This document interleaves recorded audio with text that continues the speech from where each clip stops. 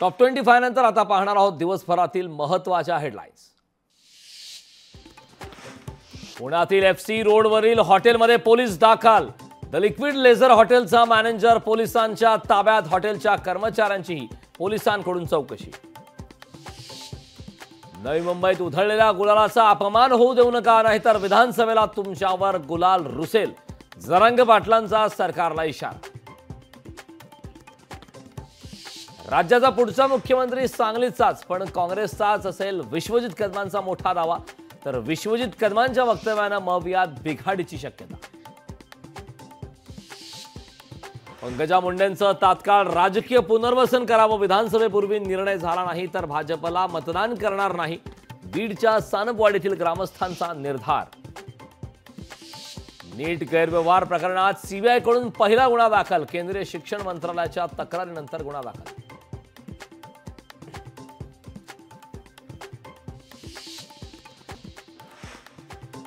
मायावतींचे पुतणे राजकीय उत्तराधिकारी। आकाश आनंद हे बसपाचे सुप्रीमो होणार।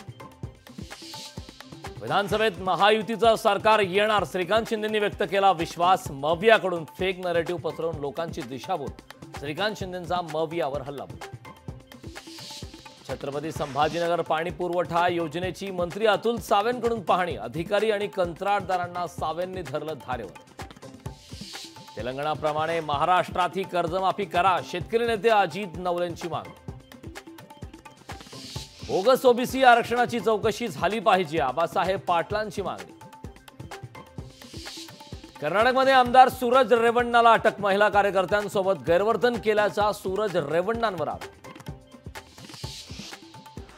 पालघरमध्ये उद्या ओबीसी समाजाचे लाक्षणिक उपोषण। लक्ष्मण हाकेंना पाठिंबा देण्यासाठी एकदिवसीय उपोषण।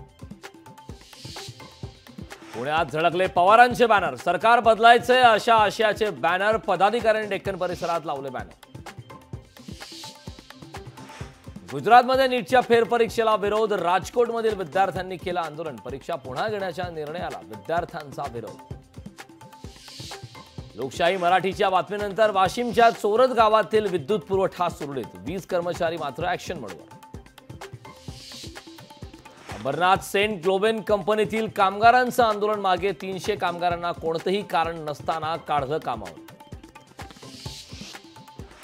मालेगावमध्ये सप्तशृंगी गडासह 31 गावांना दरड कोसळण्याचा धोका। जिल्हा प्रशासनाकडून संभाव्य धोकादायक गावांची यादी जाहीर।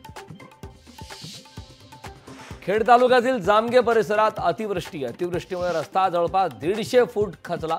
रस्ता खचल्याने दोन्ही बाजूने वाहतुकीसाठी बंद।